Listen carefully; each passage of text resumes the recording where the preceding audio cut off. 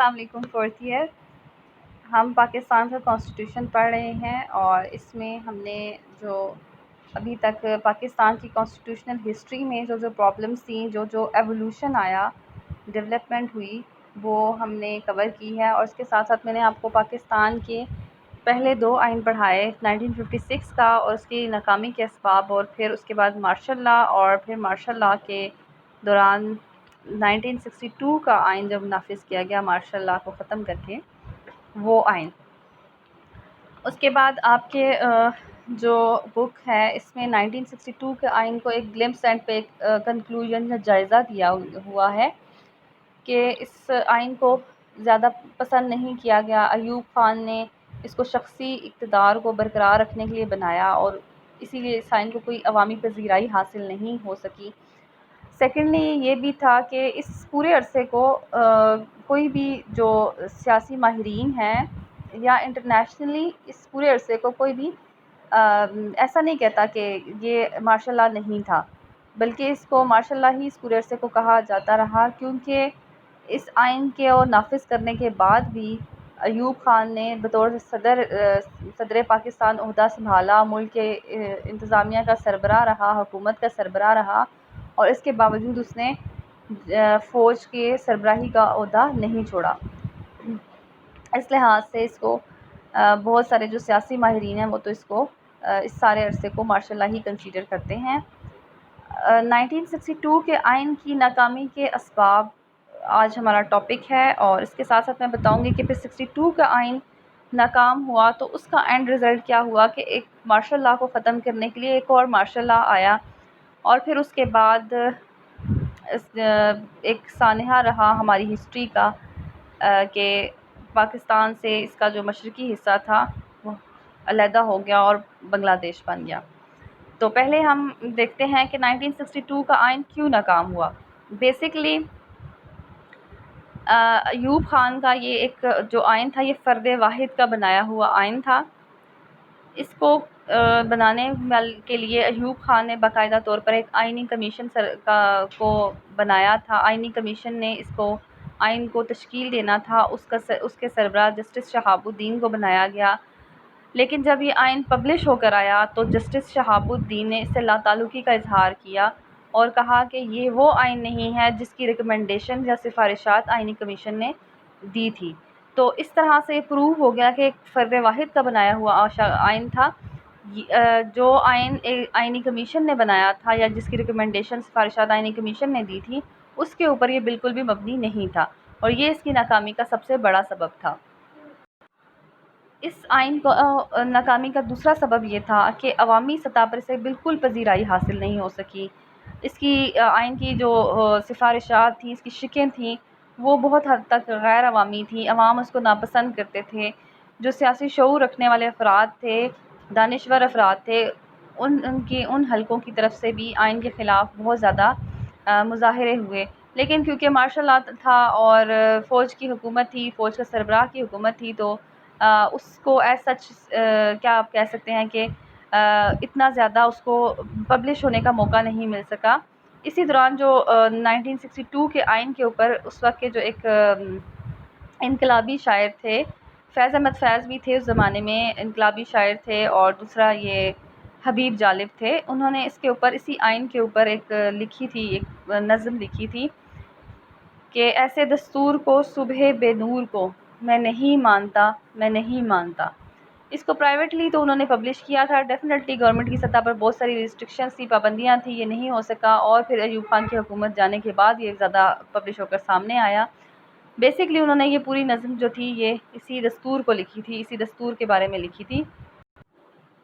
یہ وہ ہے جو 1962 کے دستور کے اوپر لکھی گئی حبیب جالب کی کافی لمبی نظم ہے. تو یہ کافی لمبی، آپ اس کے فرسٹ 2-3 ورسز کر سکتے ہیں کہ دیپ جس کا محلات ہی میں جلے، چند لوگوں کی خوشیوں کو لے کر چلے، وہ جو سائے میں ہر مصلحت کے پلے، ایسے دستور کو صبح بے نور کو میں نہیں مانتا، میں نہیں جانتا. تو اس طرح یہ آئین کوئی پاپولر آئین نہیں تھا یا عوامی آئین نہیں تھا. اس کے علاوہ اس کے اندر ایک اور شق تھی جس کی وجہ سے سخت ناپسند کیا جا گیا، وہ یہ تھی کہ اس کے اندر یہ آئین اسلامی آئین نہیں تھا۔ بہت ساری جو اسلامی دفعات تھیں اس کے اندر عوام کے دباؤ کے بعد شامل کی گئیں اور آئین میں ترمیم کر کے ان کو ڈالا گیا۔ ان میں سے ایک یہ بھی تھی کہ پاکستان کو صرف پاکستان کا نام صرف پاکستان رکھا گیا، جو کہ ایوب خان کیونکہ خود کافی سیکولر مائنڈڈ تھے، زیادہ مذہبی یا اسلامی ذہنیت کے مالک نہیں تھے، تو انہوں نے اسی لیے اس کو پاکستان کیونکہ اسلام کے نام پر حاصل کیا گیا تھا، اور پاکستان کی عوام کی ہمیشہ یہی خواہش رہی ہے کہ پاکستان میں اسلامی نظام کو نافذ کیا جائے، تو پاکستان کے مکمل نام کے ساتھ ایسی چھیڑخانی عوام کو بالکل پسند نہیں آئی۔ تو یہ بھی ایک ریزن تھی جس کی وجہ سے 1962 کا کانسٹیٹیوشن فیلئر ہو گیا۔ اس کے علاوہ اس کے اندر ایک اور جو خامی تھی وہ یہ تھی کہ اس کانسٹیٹیوشن کے اندر جو بنیادی عوام کو حاصل ہوتی ہیں بنیادی حقوق کا فقدان، اس آئین کے اندر مکمل طور پر بنیادی حقوق کا فقدان تھا۔ آئین کے اندر کسی قسم کی عوامی حقوق کو شامل نہیں کیا گیا تھا۔ پھر عوام کے دباؤ اور عوام کے پروٹیسٹ اور مظاہروں کے بعد آئین کے اندر ترامیم کر کے بنیادی حقوق عوام کے شامل کیے گئے تھے۔ اس طرح ایک نامکمل سا آئین تھا جو صاف لگتا تھا کہ کسی شخص نے بڑی عجلت اور بڑی جلدی میں بنایا ہے، جس میں ایون عوام کے بنیادی حقوق جو ایک سخت سے سخت اور ٹوٹلیرین ٹائپ آف گورنمنٹ ہے وہ بھی دیتی ہے، اس آئین میں شامل ہی نہیں کیے گئے تھے۔ اس کے علاوہ اس آئین کی ناکامی کا ایک سبب یہ بھی تھا کہ اس کے اندر چیک اینڈ بیلنس کا سسٹم نہیں تھا، احتساب اور توازن کا فقدان تھا۔ صدارتی نظام میں اگر ہم دیکھتے ہیں، جب آپ پڑھیں گے امریکہ کا کانسٹیٹیوشن تو آپ کو پتہ چلے گا کہ وہاں پر چیک اینڈ بیلنس، احتساب اور توازن کا سسٹم بہت اسٹرکٹلی فالو کیا جاتا ہے، لیکن وہ نظام صدارتی نظام تو پاکستان میں نافذ کر دیا گیا، لیکن صدر کے عہدے کو بالکل بے لگام چھوڑ دیا گیا، اس کے اوپر کوئی خاص چیک اینڈ بیلنس نہیں تھا۔ اس وجہ سے بھی صدر کو منمانی کرنے کا ایک موقع مل رہا تھا، جس کی وجہ سے اس آئین کو پسند نہیں کیا گیا اور یہ آئین کی ناکامی کا سبب بنا۔ اس کے علاوہ اس آئین کی ناکامی کا ایک سبب یہ بھی تھا کہ عوام پارلیمنٹیرین فارم آف گورنمنٹ سے فیملیئر تھے، وہ واقف تھے پارلیمانی نظام سے۔ 35 کے ایکٹ میں جو برطانیہ کا نظام تھا وہ بھی تقریباً پارلیمانی نظام سے ملتا جلتا تھا۔ پھر برطانیہ کی کالونی رہتے ہوئے یہاں پر تقریباً وہی روایات تھیں جو پارلیمانی نظام میں پائی جاتی ہیں۔ اس کے بعد جب 1947 میں 35 کے ایکٹ کے اندر کچھ امینڈمنٹس کر کے اس کو نافذ کیا گیا، تو اس کے بعد بھی وہ پارلیمنٹیرین فارم آف گورنمنٹ سے کافی ملتا جلتا تھا۔ پھر 56 کا آئین، جب پہلا آئین پاکستان کا نافذ ہوا تو وہ بھی انڈرسٹوڈ سی بات تھی کہ پاکستان میں یہاں کے عوام کے مزاج کو سمجھتے ہوئے پارلیمنٹیرین فارم آف گورنمنٹ بنایا گیا۔ لیکن جب ایوب خان نے پریزیڈینشل فارم آف گورنمنٹ کو یہاں پر رائج کیا تو اس نے یہی اس کی ریزن دی کہ یہاں کے عوام کے مزاج کے مطابق نہیں ہیں، وہ اس نظام سے واقف نہیں ہیں۔ حالانکہ پاکستان کے عوام نے ایک لمبا عرصہ پارلیمنٹیرین فارم آف گورنمنٹ کے اندر گزارا تھا۔ ایون پاکستان کے ساتھ انڈیا جو اس کا نیبرنگ کنٹری ہے اور جو ان کے ساتھ ہم نے ایک لانگ ہسٹری ہم نے شیئر کی ہے، انڈیا میں بھی آج تک جو نظام رہا وہ پارلیمنٹیرین فارم آف گورنمنٹ ہی رہا۔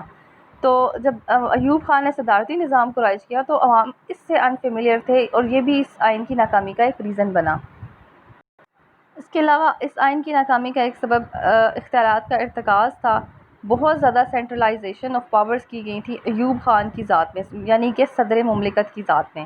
صدر کے پاس ہر لحاظ سے قانونی اختیارات تھے، انتظامی اختیارات اس کے پاس بے پناہ تھے، اور عدلیہ کا کوئی خاص رول نہیں تھا۔ تو اس لحاظ سے صدر کی جو پرسنالٹی تھی اس آئین کے اکارڈنگ وہ آل ان آل تھی، وہ جو چاہے کر سکتا تھا۔ اس کے ہٹانے کا اختیار تھا تو پارلیمنٹ کے پاس، لیکن ایک بہت مشکل میتھڈ سے تھا، تو صدر کو جو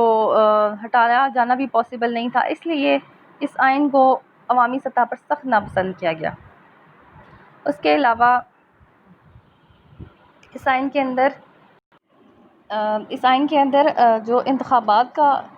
طریقہ تھا وہ انڈائریکٹ میتھڈ انٹروڈیوس کروایا گیا تھا، جو عوام کو پسند نہیں آیا، آئینی ماہرین کو پسند نہیں آیا اور عوامی مزاج کے مطابق نہیں تھا۔ عوام اس بات کو بالکل ماننے کو تیار نہیں تھے کہ بنیادی جمہوریتوں کے ارکان کو تو وہ سلیکٹ کر سکتے ہیں، لیکن ان کے اندر اتنی قابلیت نہیں ہے کہ وہ اپنے ملک اور حکومت کے سربراہ کو خود سے سلیکٹ کر سکے۔ تو ایوب خان نے بیسکلی جو بنیادی جمہوریتوں کا نظام متعارف کروایا تھا اس نے یہی ریزن دی تھی کہ پاکستان کے عوام میں اتنا سیاسی شعور نہیں ہے کہ وہ الٹیمیٹلی اپنے جو ہیڈ آف اسٹیٹ ہے اس کو سلیکٹ کر سکیں. تو اگر عوام میں اتنا شعور نہیں تھا تو پھر جن بنیادی جمہوریتوں کے ارکان کو انہوں نے سلیکٹ کرنا تھا عوام نے، وہ بھی تو عوام نے خود ہی کرنا تھا. اور پھر انہی جو بنیادی جمہوریتوں کے ارکان تھے وہ ٹاؤن شپ اور ٹاؤنس کے لیول پہ، ڈسٹرکٹ لیول پہ سلیکٹ ہو کر آنے تھے. تو ان کے اندر ایسی کون سی خاص قابلیت تھی جو عام عوام میں نہیں تھی، جن کو عام عوام نے منتخب کر کے بھیجنا تھا اور پھر انہوں نے آگے سے صدر مملکت کا انتخاب کرنا تھا یا صوبائی اسمبلیوں کا. یہ بیسکلی عوام کو یہ چیز پسند نہیں آئی. اس کے علاوہ بنیادی جمہوریتوں کے نظام سے عوام اس سے ناواقف بھی تھے، ان کو وہ بھی پسند نہیں آیا کہ بنیادی جمہوریتوں کے جو ارکان ہیں، بیسکلی جو الیکشن کا میتھڈ تھا انڈائریکٹ تھا وہ پسند نہیں آیا. تو ان کو بنیادی جمہوریتوں کا نظام ہی بیسک ریزن تھی جو ان کو پسند نہیں تھی کہ بنیادی جمہوریتوں کے ارکان 40,000 مشرقی پاکستان اور مغربی پاکستان سے سلیکٹ ہو کر جاتے اور وہ صوبائی اسمبلیوں اور صدر مملکت کا انتخاب کرتے تھے. بیسکلی یہ طریقہ ایوب خان نے اس لیے انٹروڈیوس کروایا تھا کہ اس کی جو صدارت ہے وہ سیکیور رہے. پوری عوام کو خریدنا، ان کو دھن دھونس اور دھاندلی کے ذریعے قابو کرنا مشکل ہوتا ہے، لیکن 80,000 ارکان کو 20-25 کروڑ کی آبادی میں، کیونکہ اس وقت مشرقی پاکستانی بنگلہ دیش پاکستان کا حصہ تھا تو پاکستان کی پاپولیشن بھی زیادہ تھی، تو اس پوری آبادی کو خریدنا یا ان کو مرعوب کرنا یا امپریس کرنا مشکل ہوتا ہے. اس لیے ایوب خان نے اس طریقے کو اپنایا اور یہ جو سیاسی ماہرین تھے یا ایوب خان کے سیاسی مخالفین تھے ان کے اوپر کھلا الزام لگایا کرتے تھے کہ بنیادی جمہوریتوں کے ارکان کو بیسکلی اسی لیے بنایا گیا ہے، اس نظام کو متعارف کروایا گیا ہے کہ ایوب خان اپنی حکومت کو مضبوط بنانا چاہتا تھا. اس کے علاوہ جو ملک کی معاشی حالت تھی وہ بھی 1965 کی وار سے پہلے بہت اچھی تھی، لیکن 1965 کی جنگ اگرچہ پاکستان جیت گیا تھا لیکن پاکستان کو بہت ساری معاشی مشکلات کا سامنا کرنا پڑا. اس کے اوپر بہت ساری جو پابندیاں تھیں وہ لگیں ویسٹرن کنٹریز کی طرف سے جہاں سے اس کو امداد ملتی تھی. ایک ریزن یہ تھی، اور دوسرا جنگ کی صورت میں ہر صورت میں جیتنے والے ملک کو بھی بہت بھاری نقصان اٹھانا پڑتا ہے. پاکستان کی معیشت کو بھی اٹھانا پڑا اور جو اکنامک ڈپریشن تھا اس نے بھی آئین کو اور ایوب خان کے متعارف کردہ سسٹم کو فیل کر دیا. بیسکلی ایوب خان کی شروع میں جو پاپولیرٹی تھی اس کی ایک ریزن یہ تھی کہ وہ اکنامک ریفارمز لے کر آیا، ایگریکلچرل ریفارمز لے کر آیا. پاکستان کی ہسٹری میں پہلی دفعہ ایسے ہوا کہ زرعی اصلاحات نافذ کی گئیں اور ملک کے اندر جو صنعتی پالیسیز ہیں وہ بنائی گئیں اور اس کا ایک اچھا امپیکٹ بھی رہا. تو معاشی لحاظ سے جب وہ جو تھا عوام وہ ان کو مشکلات کا سامنا کرنا پڑا تو وہ آٹومیٹکلی ایوب خان اس کی حکومت اور اس کے نظام کے خلاف بھی ہو گئے. اس آئین کی ناکامی کی ایک اور بڑی وجہ جنرل انتخابات جو تھے، جنرل الیکشن سے ان سے بھی احتراز تھا کہ ایوب خان نے اس طرح سے پہلے کافی لمبے عرصے تک الیکشنز نہیں کروائے. حالانکہ جب اس نے 1958 میں مارشل لا لگایا تو اس نے کہا تھا کہ جلد از جلد الیکشن کروا کے وہ اختیارات کو عوامی نمائندوں کے سپرد کر دے گا، لیکن ایسا نہیں کیا. اس کے بعد جب 1962 میں صدارتی الیکشن ہوئے تو ایوب خان کے مقابلے پہ ساری سیاسی جماعتوں نے متحدہ طور پر قائد اعظم کی بہن فاطمہ جناح کو کھڑا کیا. فاطمہ جناح کی پاپولیرٹی اتنی زیادہ تھی کہ ایسا پاسبل نہیں تھا کہ ایوب خان کو ووٹ ملتے، لیکن بنیادی جمہوریتوں کے نظام کی وجہ سے بھی اور الیکشن میں ریگنگ ہونے کی وجہ سے بھی جو کہ ایوب خان کے اوپر الزام لگایا گیا تھا اور کسی حد تک درست بھی اس بات میں ثابت ہوا کہ الیکشن میں دھاندلی کروا کے قائد اعظم کی بہن فاطمہ جناح کو ہرایا گیا. اس سے ایوب خان کی پاپولیرٹی بہت زیادہ گر گئی اور لوگوں نے اس کے نظام کو، اس کے آئین کو سخت ناپسند کیا. اس کے علاوہ 65 میں جو پاکستان جنگ جیتا تھا اس کے بعد معاہدہ تاشکند کروایا روس نے انڈیا اور پاکستان کے درمیان 1966 میں، اور اس معاہدے میں ایسا ہوا کہ جو ایوب خان نے ایک معاہدہ کیا انڈیا کے ساتھ اور انڈیا کے سارے جو قیدی تھے وہ واپس بھیج دیے، اور اس کے ساتھ ساتھ جتنے بھی علاقے پاکستان کے قبضے میں آئے تھے جن کے اوپر پاکستان نے قبضہ کیا تھا، جیت کیا تھا پاکستان، وہ سب کے سب بلا شرط واپس کر دیے. اور ایوب خان کے بارے میں یہ کہا گیا کہ وہ میدان جنگ میں جیتی ہوئی میز کے اوپر ہار گیا ہے، مذاکرات کی میز کے اوپر ہار گیا ہے. اس کے علاوہ جو ایوب خان کے اس ٹائم کے وزیر خارجہ تھے مسٹر ذوالفقار علی بھٹو، انہوں نے اس کے خلاف بیانات دیے، آتے ہی انہوں نے استعفیٰ دیا، اور اس چیز نے بھی ایوب خان کی جو معاہدہ تاشکند تھا اس نے اس کی پاپولیرٹی کے گراف کو بہت کم کر دیا۔ یہ اس کی حکومت کے گرنے کی وجوہات میں سے ایک تھا، اور اس کے ساتھ ساتھ اس کے آئین کو اور اس کے نظام کی ناکامی کا بھی سبب ایک تھا۔ اس کے علاوہ اس آئین کے اندر ایوب خان کو آمرانہ اختیارات حاصل تھے، اور کوئی ایسا آئینی طریقہ نہیں تھا جس کے تحت ایوب خان کو آسانی سے ہٹایا جا سکتا۔ اگر اسی طرح الیکشن جاری رہتے اور ایوب خان دھاندلی سے یا بغیر دھاندلی سے جس طرح بھی تھا بنیادی جمہوریتوں کے نظام کو تعریف کرا کے جیتتا رہتا، تو اسے تعمر کوئی نہیں ہٹا سکتا تھا۔ اس لیے اس آئین کو کے خلاف اور اس نظام کے خلاف عوام نے بالآخر تنگ آ کر پھر ایک تحریک چلانے پر مجبور ہو گئے کہ ایوب خان کو کسی بھی طریقے سے ہٹایا جا سکے، کیونکہ ایوب خان کو بے پناہ اختیارات حاصل تھے، آمرانہ حد تک اس کے پاس اختیارات تھے، اور یہ سارا نظام ایک فرد واحد کے ارد گرد ریوالو کرتا تھا، اس کے ارد گرد گھومتا تھا۔ اور اس لیے جب اس کے خلاف آواز اٹھی تو اس نے ایک ملک گیر تحریک کی صورت اختیار کر لی۔ اس لیے ایوب خان نے جب دیکھا کہ عوامی جو آوازیں اس کے خلاف اٹھتی رہیں اور آہستہ آہستہ ایک ملک گیر تحریک کی صورت اس نے اختیار کر لی، ملک کے حالات سیاسی حالات بہت زیادہ ابتر ہو گئے، تو اس نے ساری سیاسی جماعتوں کے لیڈروں کو دعوت دی، ایک راؤنڈ ٹیبل کانفرنس ہوئی راولپنڈی میں، اور اس کے بعد وہاں پر مذاکرات کیے گئے۔ جب اس نے سیاسی لیڈروں سے بات کی تو جو لیڈرز تھے ان کا زیادہ تر کا مطالبہ یہ تھا کہ ایوب خان استعفیٰ دے دے۔ اگر وہ استعفیٰ دے دیتا اس وقت تو ہو سکتا ہے کہ اس آئین کو منسوخ نہ کیا جاتا، لیکن ایوب خان نے استعفیٰ نہیں دیا، اور اس نے کہا کہ وہ جلدی ملک میں انتخابات کرا دے گا، لیکن یہ جو احتجاج تھا یہ کسی صورت ختم نہ ہوا۔ اور اسی دوران جب حالات بہت زیادہ خراب ہو گئے تو ایوب خان نے فوجی دباؤ کے تحت جو اس وقت کے کمانڈر ان چیف تھے جنرل یحییٰ خان کو مارشل لاء لگانے کی آپ کہہ سکتے ہیں ان کو مارشل لاء انہوں نے نافذ کر دیا، اور ایوب خان کے جو اقتدار تھا اس کا خاتمہ کر دیا۔ 62 کی آئین بھی توڑ دیا، کانفسکیٹ کر دیا، اور بیسکلی اس آئین کے تحت ایک یہ بھی تھا، اس کے آئین کی شک تھی کہ اس آئین میں اگر ملک میں کسی قسم کے سیاسی حالات میں ابتری ہوتی ہے تو باقاعدہ جو سپریم کورٹ کا چیف جسٹس ہوگا وہ اس حالات کو مانیٹر کرے گا الیکشن کروانے تک اور یہ پھر نئی حکومت آنے تک۔ لیکن جو ایوب خان اس آئین کا بنانے والا تھا اس نے خود بھی اپنے بنائے ہوئے آئین پر عمل نہیں کیا،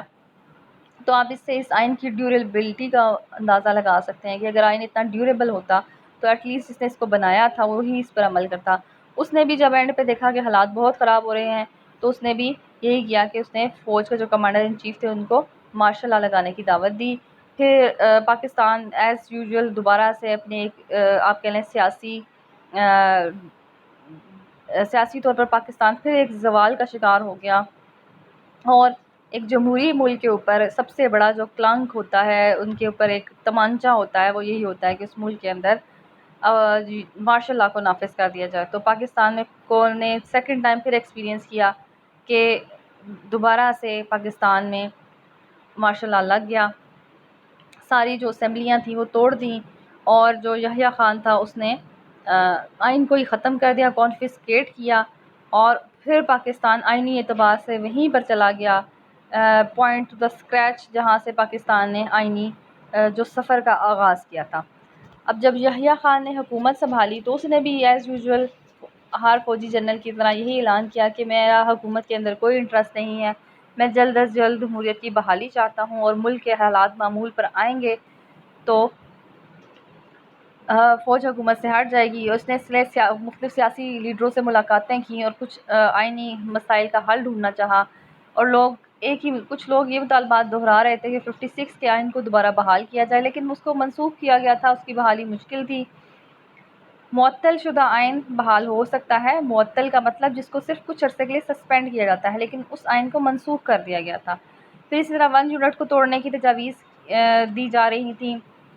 ان حالات میں یحییٰ خان نے کافی مذاکرات کر کے کچھ بہت بڑے فیصلے پاکستان کی تاریخ کے کیے، جو پاکستان کے آئندہ آنے والے دنوں میں پاکستان کی تاریخ کا سیاہ چیپٹرز بن گئے، بلیک چیپٹرز کی طرح پاکستان کی کانسٹیٹیوشنل ہسٹری میں یا پاکستان کی سیاسی ہسٹری میں وہ شامل ہوئے۔ ان میں سے ایک چیز یہ تھی کہ وحدت مغربی پاکستان کو ختم کر دیا گیا۔ وہ 1 یونٹ جو 1955 میں بنا، اس کو 1970 میں اس نے یحییٰ خان نے ختم کر دیا۔ اس کا بڑا نقصان یہ تھا کہ جو مغربی پاکستان کا ایک صوبہ تھا وہ 4 صوبے بن گئے، اور اس کا نقصان یہ ہوا کہ پہلے مغربی اور مشرقی پاکستان کی نمائندگی کا مسئلہ مرکزی اسمبلی کے اندر نہیں تھا، لیکن اس جو 1 یونٹ کو توڑنے سے یہ مسئلہ پھر سے وہیں پہ سٹارٹ ہو گیا، جہاں سے پاکستان نے اس سارے مسئلے کو حل کرنے کا ایک اقدام اٹھایا تھا، جہاں سے یہ مسئلہ شروع ہوا تھا، یہ پھر سے وہیں پر چلا گیا۔ اور اس طرح جو پیرٹی کا اصول تھا وہ اب ممکن نہیں رہا تھا، کیونکہ جو مشرقی حصہ تھا وہ آبادی میں ان چاروں صوبوں کی ٹوٹل آبادی سے بھی زیادہ تھا۔ تو اب اور اس کے علاوہ اس نے جو تھا ایک اور اس کا یحییٰ خان کا اس نے ایک اور اعلان یہ کیا کہ اس نے کہا کہ اب جلد از جلد وہ جنرل الیکشن کروائے گا۔ عام انتخابات کا اعلان کرتے ہی اس نے 7 مساوات کے اصول کو ختم کرتے ہوئے، یعنی مشرقی اور مغربی پاکستان میں سیٹوں کے لیے مساوات کا جو اصول تھا پیرٹی کا، اس کو بھی ختم کیا، اور اس نے کہا کہ ایک فرد ایک ووٹ، 1 مین 1 ووٹ کی بنیاد پر انتخابات پاکستان میں کروائے جائیں گے۔ جب پاکستان میں جنرل الیکشن ہوئے 1970 میں، تو یہ پاکستان کی تاریخ کے پہلے جنرل الیکشن تھے جو بالغ حق رائے دہی کی بنیاد پر کروائے گئے، اور جن کے بارے میں نیشنلی اور انٹرنیشنلی یہ آبزرو کیا گیا کہ یہ پاکستان کی تاریخ کے سب سے فیئر الیکشن تھے۔ لیکن ان فیئر الیکشنز کا رزلٹ بہت ڈراسٹک ثابت ہوا، بہت تباہ کن ہوا۔ مشرقی پاکستان میں شیخ مجیب الرحمان تھا، اس کی پارٹی نے مقبولیت حاصل کی۔ ڈراسٹک اس لیے تھا کہ شیخ مجیب الرحمان مغربی پاکستان کے خلاف تھا، مغربی پاکستان کو وہ غاصب کہتا تھا، لٹیرے کہتا تھا۔ ایوب خان کے دور میں کئی ایسے چینجز آئے، جیسے کہ اسلام آباد کا بننا، وہ اس کے خلاف اس نے بہت بولا۔ اس کے علاوہ مغربی پاکستان کی ترقی کو، معاشی ترقی کو، جو ایوب خان کے دور کی ایک شائننگ اگزامپل تھی یا شائننگ اس کا چیپٹر تھا، اس کو اس نے مشرقی پاکستان کا استحصال قرار دیا کہ وہاں کے لوگوں کو لوٹا جاتا ہے اور ان کو کالونی بنا کر مغربی پاکستان والے اپنے ملک کی ترقی کے لیے کام کر رہے ہیں، حالانکہ وہ علاقہ شروع سے ہی کافی پسماندہ رہا تھا۔ اس کے علاوہ یہ سارے جو تھے اس جو سارا بیک گراؤنڈ تھا، اس وجہ سے مجیب الرحمان کوئی ایسا انسان نہیں تھا جو قومی سوچ رکھتا ہو یا پورے ملک کی یا اس کا وزیر اعظم بننا بھی ملک کے لیے بہتر ثابت ہو۔ اور سیکنڈلی اس نے انتخابات سے پہلے اپنی پاپولیرٹی کو بڑھانے کے لیے اور عوامی جو تھے حمایت حاصل کرنے کے لیے اس نے ایک حربہ یوز کیا کہ اس نے اپنے 6 نکات پیش کیے، جو کہ مغربی پاکستان کے وفاق کو بہت کمزور بناتے اور صرف ایک نام کا وفاق قائم رہتا۔ بس اس نے اس طرح کے اپنے 6 نکات پیش کیے، جس میں صرف دفاع، خارجہ اور کرنسی کے جو اختیارات تھے وہ مغربی پاکستان کے تھے۔ اس کے علاوہ مشرقی پاکستان، یعنی اس کے علاوہ جو وفاقی یونٹس تھے یا صوبے تھے، ان کے پاس مکمل خود مختاری تھی۔ اس نے جو 6 نکاتی فارمولے کی بیس پر اس نے کامیابی حاصل کی اور الیکشن جیت گیا۔ دوسری طرف اس کا ایک اور پوائنٹ یہ تھا کہ مشرقی پاکستان میں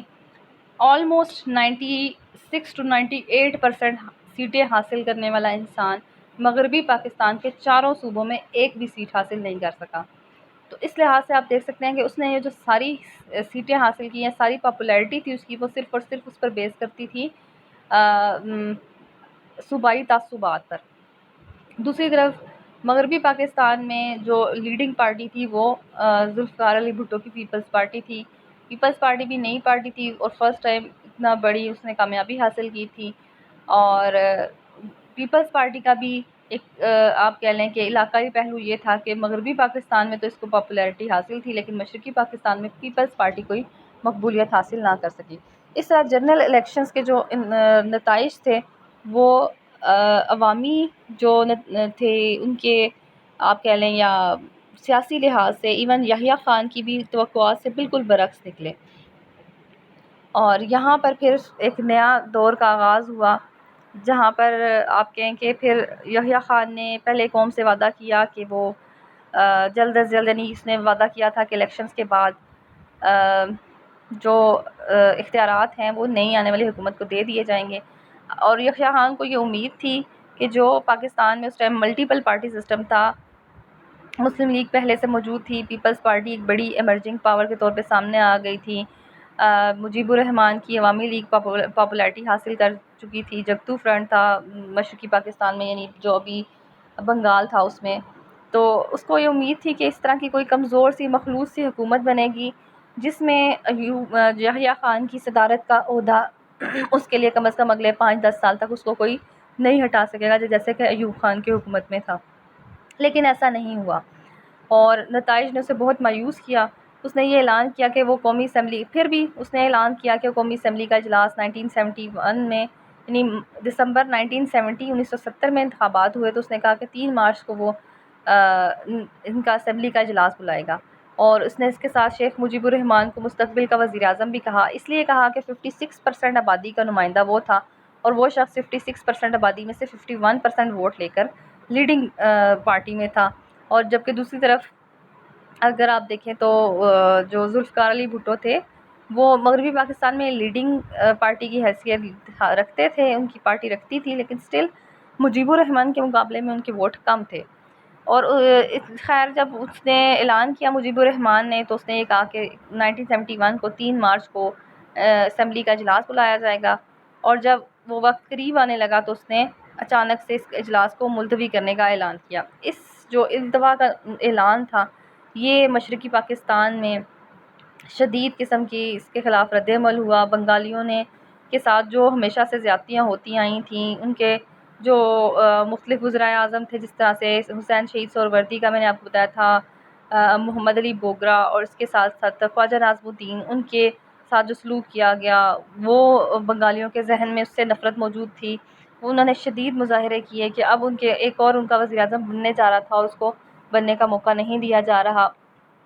پورے صوبے کا جو امن و امان تھا وہ بالکل بگڑ کر رہ گیا۔ ان حالات میں جب حالات بالکل آؤٹ آف کنٹرول ہو گئے تو مجیب الرحمان نے بجائے اس کے کہ وہ کسی نئی اسمبلی کی اجلاس کی تاریخ کا اعلان کرتا، اس نے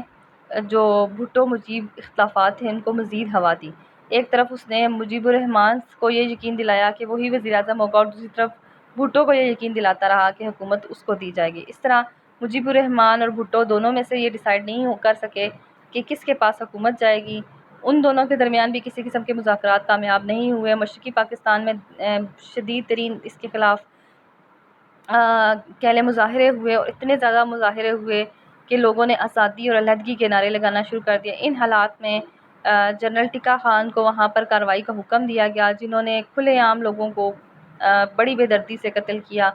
جو باغی تھے ان کو تو ان کی بغاوت پر قابو پا لیا گیا، لیکن اس کے ساتھ ساتھ بہت سارے لوگ بے گناہ بھی مارے گئے، جس کی وجہ سے وہ بنگالی لوگ بھی جو پاکستان کے ساتھ رہنا چاہتے تھے یا پاکستان کے وفاق کے ساتھ اس صوبے کو قائم رکھنا چاہتے تھے، وہ بھی پاکستان کے خلاف ہو گئے۔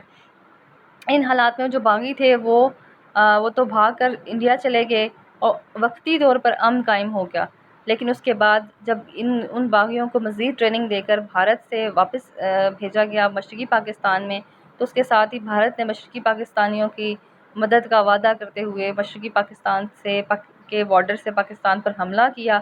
اور بہت ساری اس کے پیچھے ریزنز تھیں کہ پاکستان کی جو فوج تھی اس کو صحیح وقت پر مدد نہیں مل سکی۔ انڈیا نے پاکستان کی جو فضائی آپریشن تھا اس کو معطل کر دیا تھا، تو فوج کو صحیح طرح سے بروقت مدد نہ ملنے کی وجہ سے یہ جنگ 17 روز تک جاری رہی، اور اس کے بعد جو پاکستانی فوج تھی اس نے نہ اسلحہ نہ ہونے کی وجہ سے، کسی قسم کی فضائی مدد نہ ہونے کی وجہ سے ہتھیار ڈال دیے، اور ایک مسلم قوم جس کا اتنا شاندار ماضی تھا، جنہوں نے ہندو قوم کے اوپر 1000 سال تک حکومت کی تھی، وہ ایک ہندو ریاست کے آگے ذلت آمیز اس کو رسوائی کا شکار ہوئی اور ان کو شکست کا سامنا کرنا پڑا۔ اس شکست کا سب سے بڑا نقصان یہ ہوا کہ مشرقی پاکستان یعنی پاکستان کا مشرقی حصہ الگ ہو گیا، اور اس نے اپنے آپ کو ایک الگ ریاست کے طور پر منوایا اور دنیا میں بنگلہ دیش کے نام سے ابھرا۔ اس طرح پاکستان کی یہ جو کانسٹیٹیوشنل ہسٹری تھی، اس کی لڑائی اور جنگ کا یہ ایک بہت سیڈ اینڈنگ ہوئی۔ دوسری طرف مغربی پاکستان میں جو تھا جنرل یحییٰ خان، اس نے دوبارہ سے کوشش کی کہ وہ اقتدار کو سنبھال لے،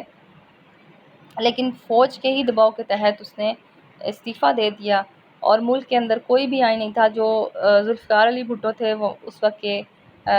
جو سب سے بڑی پارٹی تھی، اس کے سربراہ کی حیثیت سے انہوں نے ملک کا نظام سنبھالا۔ ملک کا کوئی آئین نہ ہونے کی وجہ سے پاکستان کے پہلے جو ایسے سویلین تھے جنہوں نے بطور چیف مارشل لا ایڈمنسٹریٹر کے ملک کا عہدہ سنبھالا، اور اس کے بعد پھر انہوں نے آئین سازی کے کام سٹارٹ کیا، اور قومی اسمبلی نے اسی دن سے 4 اپریل سے کام سٹارٹ کیا، اور بھٹو نے ایک عبوری آئین منظور کروا کے 21 اپریل 1972 کو مارشل لا اٹھا دیا، جو مارشل لا یحییٰ خان نے لگایا تھا، اور پاکستان کا تیسرے آئین 73 کا آئین بننے کی تیاری شروع کر دی۔ تو یہاں پر پاکستان کے 2 آئینوں کی مکمل ہسٹری آپ کی کمپلیٹ ہوتی ہے۔ اللہ حافظ۔